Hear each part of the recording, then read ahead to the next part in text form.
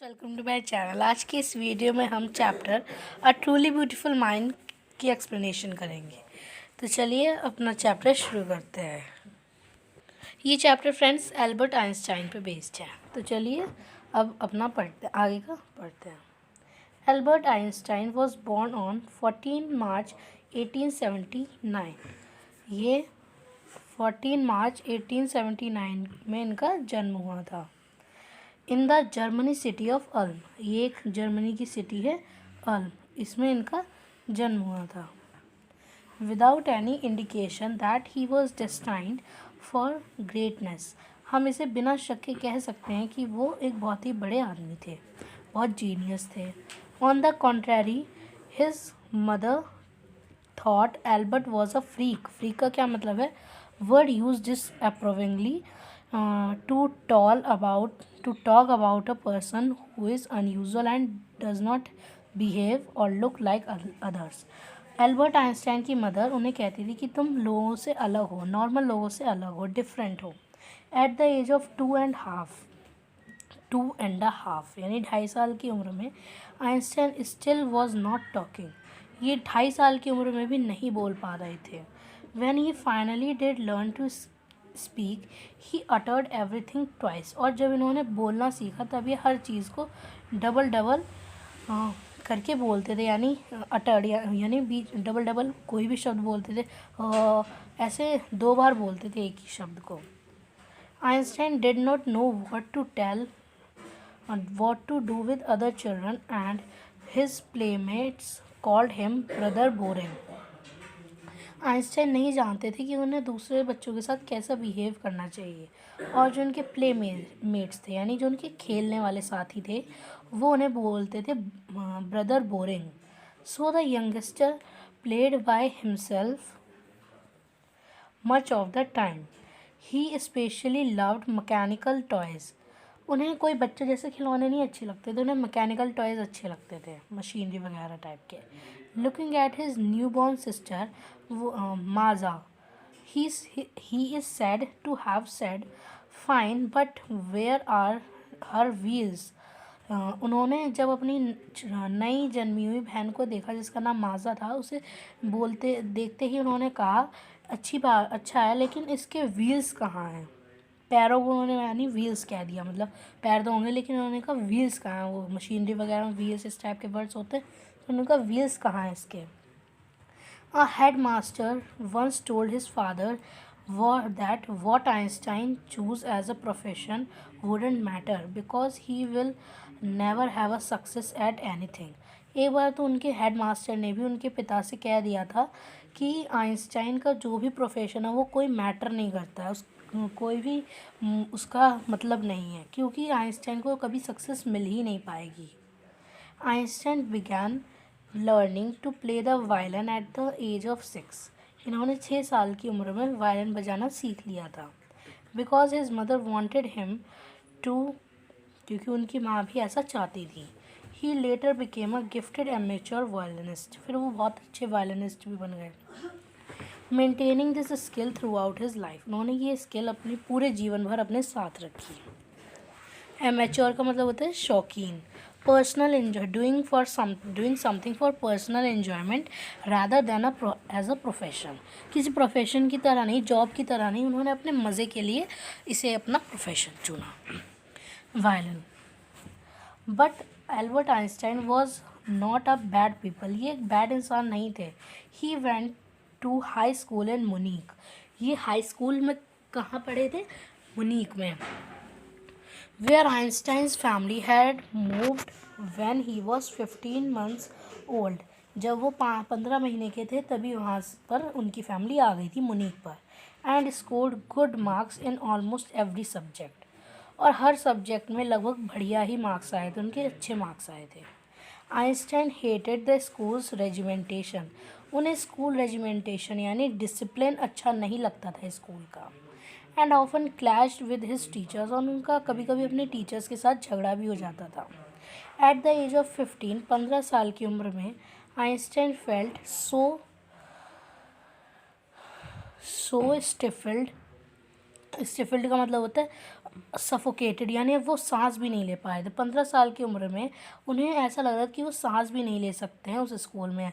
There that he left the school for good, और इसलिए उन्होंने अपने अच्छे के लिए वो स्कूल, मुनीक वाला स्कूल छोड़ दिया। The previous year Albert's parents had move to Milan, और पिछले ही साल उनके जो एल्बर्ट आइंस्टाइन के माता पिता थे वो मिलान जा चुके थे। And left their son with relatives, और अपने बच्चे को, अपने सन को यानी एल्बर्ट आइंस्टाइन को रिलेटिव्स यानी अपने जो रिश्तेदार होते हैं उनके साथ छोड़ा हुआ था। आफ्टर प्रोलॉन्ग, काफ़ी डिस्कशन के बाद, काफ़ी लंबा डिस्कशन के बाद, Einstein got his wish to continue his education in German speaking Switzerland. फिर इन्होंने अपनी पढ़ाई कहाँ करी? जर्मन स्पीकिंग की स्विट्ज़रलैंड में, in a city which was more liberal than Munich. Liberal का क्या मतलब होता है? जहाँ पर willing to understand and respect other opinions, जहाँ पर दूसरों के विचारों की भी इज़्ज़त होती, ये नहीं कि बस मेरा ही राज चलेगा, ऐसा नहीं होता, जो कि मुनीक में ऐसा नहीं था। Einstein was highly gifted in mathematics and interested in physics. इन्हें बहुत, ये मतलब इस लाइन का क्या मतलब है कि वो काफ़ी अच्छे मैथ में थे और इंटरेस्ट उनका फिज़िक्स में भी बहुत था। एंड आफ्टर फिनिशिंग स्कूल, और अपना स्कूल ख़त्म करने के बाद, he decided to study at a university in Zurich. इन्होंने फिर ज़ुरीक यूनिवर्सिटी में पढ़ना शुरू कर दिया, हायर स्टडीज़, आगे की पढ़ाई की। अपने स्कूल को ख़त्म करने के बाद इन्होंने कहाँ पढ़ाई की थी? एक यूनिवर्सिटी जो कि ज़ुरीक में थी। But science was not the only thing, लेकिन साइंस ही हर चीज़ नहीं होती है।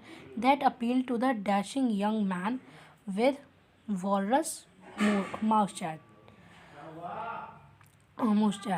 देखिए इसका क्या मतलब है? केवल साइंस ही नहीं होती है उन्हें, मतलब वो केवल मतलब साइंस में पढ़ते रहते थे हर चीज़। और ये अपील जो कि कौन पढ़ते थे, मतलब इनकी अपीयरेंस बता दी गई है, इनकी मतलब कंपेयर कर दिया गया है उनकी दाढ़ी को किससे? वॉलरस की। एक ये वाटर एनिमल होता है वो। देखिए 1990 में 21 की एज में कैसे थे एल्बर्ट आइंस्टाइन, और 1955 जैसे हम इन्हें अब रिमेंबर करते हैं वैसे। He also felt a special interest in a fellow student Mileva मारिक। इनका एक स्पेशल इंटरेस्ट था अपने दोस्त में, जो कि कौन थी? मिलेवा मारी के नाम है।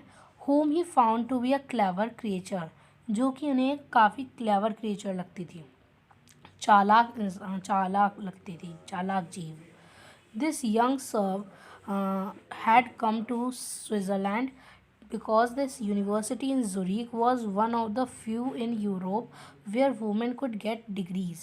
वो ये सर्व लिखा है, आई थिंक ये साइबेरिया की होंगी, सर्वेरिया ऐसी, मतलब सर्व है ये, यंग सर्व यानी एक यंग लड़की स्विट्ज़रलैंड इसलिए आई थी क्योंकि ज़ुरीक ही एक आध बहुत कम यूनिवर्सिटी होंगी उस टाइम पे जहाँ पर वुमेंस को भी एजुकेशन का राइट होगा और उन्हें डिग्री भी मिल सकती है, तो काफ़ी कम ऐसी थी, उनमें से एक ज़ुरीक भी थी, इसलिए वो ज़ुरीक आई थी। Einstein saw in her an ally का मतलब होता है दोस्त, against the philistines, those people in his family and at the university with whom he was constantly at odds. Einstein को मतलब मिलेवा के साथ ऑड फील नहीं होता था, अजीब सा फील नहीं होता था, जो कि उन्हें अपने जो भी उनके यूनिवर्सिटी के लोग थे, उनकी फैमिली मेम्बर्स थे, उनसे अच्छी लगती थी वो, मतलब उन्हें अपनी जैसी लगती थी। Letters the couple fell in love, फिर इन्हें प्यार हो गया इन दोनों को। Letters survive in which they put their affection into words, और लेटर्स में इन्होंने अपने प्यार के शब्द लिखे। Mixing science with tenderness, science को टेंडरनेस यानी अपने प्यार के साथ मिला जुला के इन्होंने अपने लेटर लिखे। रॉट आइंस्टाइन ने लिखा, how happy and proud I shall be when we both have brought our work on relativity to a victorious conclusion. वो बोलते हैं कितना खुशी और कितने गर्व का वो पल होगा जब हम दोनों अपनी मेहनत, अपने वर्क को एक मतलब स्टेटमेंट दे देंगे, इसे बिल्कुल फाइनल कर लेंगे, जो कि इनकी रिलेटिविटी थी। लॉ होते हैं ये वही वाले हैं यहाँ पर law. In 1900 at the age of 21 की उम्र में 1900 में Albert Einstein was a university graduate. इन्हें यूनिवर्सिटी ग्रेजुएट कर ली थी इन्होंने, एंड अनएम्प्लॉयड, लेकिन अनएम्प्लॉयड थे। He worked as a teaching assistant, फिर इन्होंने टीचिंग असिस्टेंट की जॉब ले ली। गेव प्राइवेट लेसन्स भी दिए, and finally secured a job in 1902।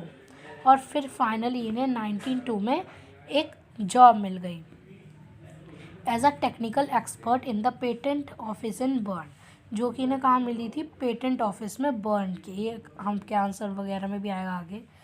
While he was suppose to be assessing other people's invention, Einstein was actually developing his own ideas in secret. जब लोग सोचते थे कि Einstein कुछ दूसरे लोगों के आइडियाज़ पर अपने राय वगैरह दे रहे हैं, तो उस टाइम पे एक्चुअली अपना एक नया इन्वेंशन कर रहे होते थे। He is said to have a jokingly called desk drawer at a work.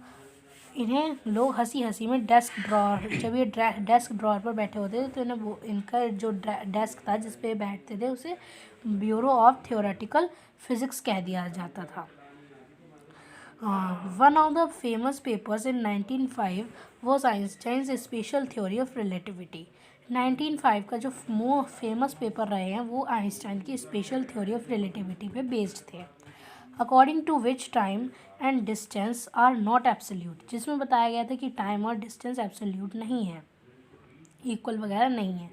Indeed two perfectly accurate clocks will not continue to show the same time if they come together again after a journey if one of them has been moving very fast relative to the other। इसका मतलब ये है कि अगर दो घड़ियाँ बिल्कुल accurate दो घड़ियाँ अगर एक जर्नी के बाद दोबारा पास में लाई जाएं तो ज़रूरी नहीं है कि उनका टाइम सेम हो, एक उनमें से बहुत तेज़ भी चल सकती है।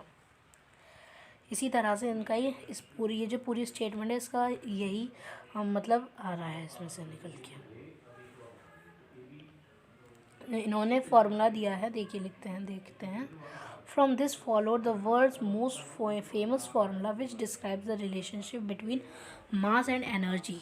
इससे ही ये जो इनकी दो घड़ियों वाला ये जो भी थी ये रिलेटिविटी आपको ये हायर क्लासेस में बताई जाएंगी, अभी इसका कोई भी नहीं है इसमें, मतलब ना आपकी फ़िज़िक्स ना केमिस्ट्री में 9th में कुछ भी नहीं है इसमें। इसमें जो इनकी रिलेटिविटी थी इसके अकॉर्डिंग इन्होंने एक रिलेशनशिप बिठाई थी, किसके द्वारा, किसके बीच में, एनर्जी और मास के बीच में, जो कि क्या थी, E=mc²। In this mathematical equation, E stands for energy, that's mean m for mass and c for the speed of the light in a vacuum। Light की स्पीड वैक्यूम में, यानी जहाँ पर एटमॉस्फेयर होता नहीं है, एयर वगैरह कुछ किसी का भी प्रेशर नहीं होता, जो कि किसके कितने इक्वल 100,000 3 लाख किलोमीटर पर सेकेंड की equal. when you sit in with a nice girl for 2 hours, it seems to like 2 minutes।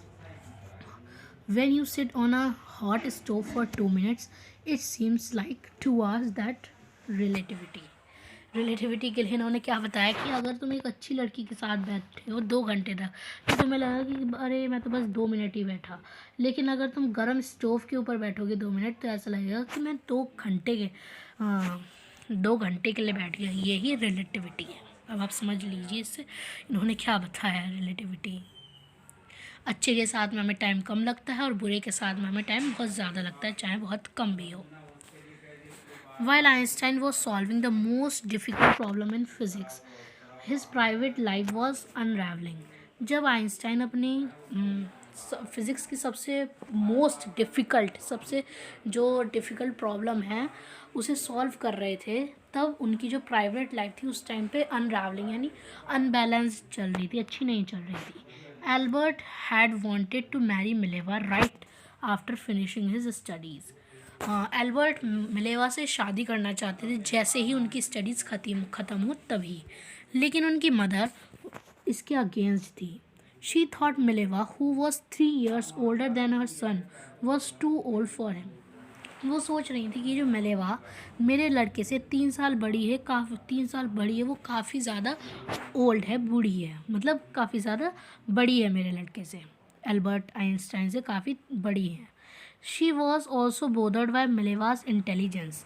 वो मिलेवा की इंटेलिजेंस से भी इंटेलिजेंसी से भी बहुत ज़्यादा घबराई हुई थी, वरी थी इसके। वो बहुत ज़्यादा इंटेलिजेंट थी, मतलब घर का काम वगैरह नहीं कर पाएंगी, ये एल्बर्ट आइंस्टाइन के साथ में लगी रहेंगी, मतलब इनका साथ नहीं देंगी इसलिए। She is a book like you. वो तुम्हारी तरह ही बुक जैसी, एक किताब जैसी है। His mother said. Einstein put the wedding of. फिर इन्होंने भी, आइंस्टाइन ने भी वेडिंग रोक दी, शादी रोक दी। अब फ्रेंड्स ये जो 11 से है इसके आगे का पार्ट हम नेक्स्ट वीडियो में कवर करेंगे। ओके फ्रेंड्स, तो चलिए तब तक के लिए bye bye, stay home, stay safe, thank you. Please don't forget to press the bell icon.